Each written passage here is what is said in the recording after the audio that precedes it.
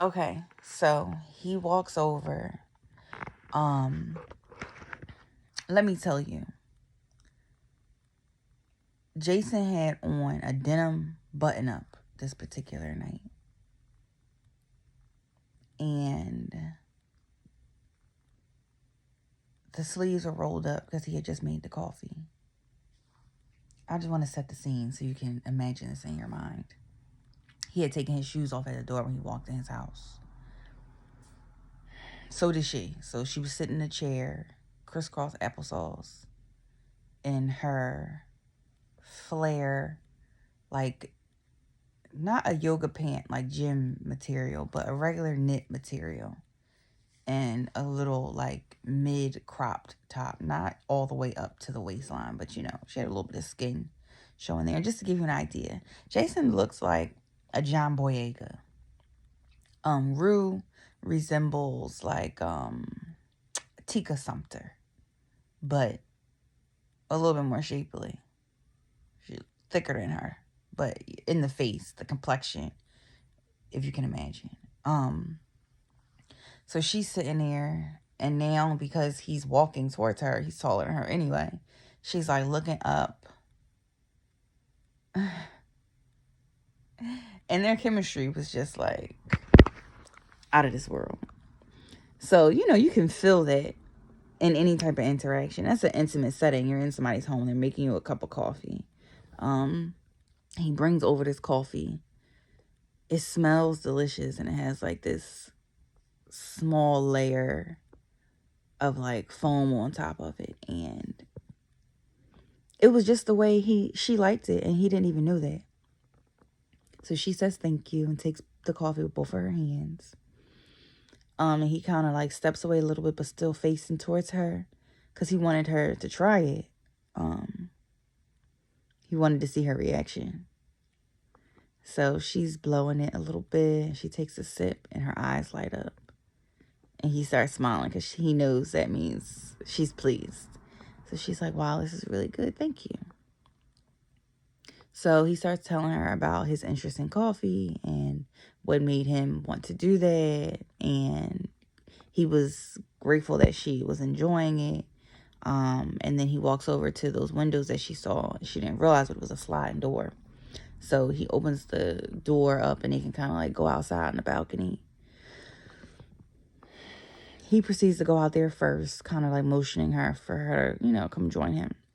The music to the record player is still playing in the background. I believe it is Otis Redding. Probably some old record that he had. I'm sure it had that song Tenderness, a little tenderness on it. They go outside on the balcony, and Rue sits the coffee down on. Jason had this little table, like a metal outdoor table, little tiny table with 2 chairs. She set the coffee down on it and went over to the edge of the balcony and just was like leaning over a little bit, just looking out, just taking in the view. Jason was standing right next to her and kind of like leaned down on the edge of the balcony too, to make them kind of like as close to shoulder as possible, given their height difference. So they get to talking and just communicating about themselves, telling each other about themselves. Somehow something was funny. I don't know who told the joke, what the joke was, but they start laughing. And when Rue laughs, she get touchy. So she want to hit you, touch you, whatever. So she goes to laugh and like nudges him on his shoulder. So he kind of like used that as a way to touch her too. So he like, taps her back a little lightly or whatever, and they start laughing, and she goes to like throw her head back because she's cracking up at this point. And he kind of like grabs her arm and pulls her closer, and now they're like chest to chest. Laughing is subsiding. And she's looking up at him, and he's looking down at her. And he kissed her. like a peck, but he had big full lips, so it definitely felt like more than a peck to Rue. So Rue goes and is kind of like taken back by it, so she constantly like goes to pull away, but Jason doesn't let her go. And then she wasn't resisting, she just was evaluating the situation in her head really quickly, and she wrapped her arms around his neck, and that gave him the cue. So then they don't need kissing. They don't need kissing for real. Okay, they making out.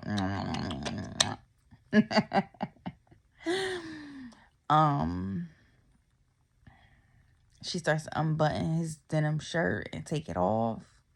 Took off his wife beater underneath it, and she was infatuated with what she saw. She appreciated a nice looking man, okay? And Jason had a beautiful body. Is what she would always say. So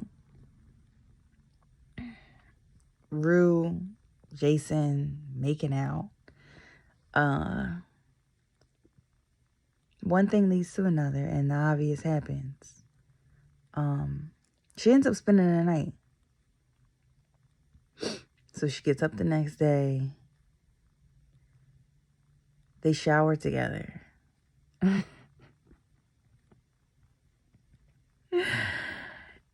And in the shower, Jason is like staring at her, and she like, what are you looking at? Like, what is up with you? And then he starts himself up again, okay? So I don't know how that happened, the details of that, but again in the shower. So they getting dressed to go their separate ways. Well, for her to leave, he's not going anywhere. Of course, it's her place. So he's like, you want me to drive you? Want me to take you home? And although her place wasn't extremely far, she just was like, yeah, that'd be better than having to walk home.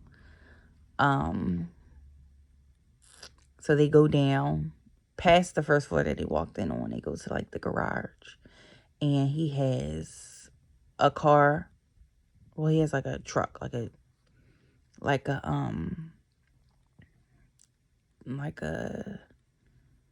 I guess, I forget what kind of truck it was, but let's say like a Cadillac Escalade or like a Tahoe Denali, something like that. Some big black truck,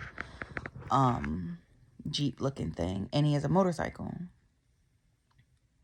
So he proceeds to, he was like, he was walking towards us, so she knew both of them were his. He proceeds to open the car door to get something out of it, but she thought they were getting in, so she's standing at the truck. Then he shuts the door and goes over to the motorcycle. So she just standing there looking like, what? So we about to get on a motorcycle? She had never done this before. Rue never got on the back of a motorcycle before. So she was excited and thrilled and scared all at the same time. So she's like laughing a little bit. She was like, you taking me home on that? So he like, yeah, come on. So he gave her a helmet. That's what he went and got out the truck. Put her on that. And was like, where am I going? So she told him. They get on a motorcycle. They go out the garage. Headed towards Rue Place.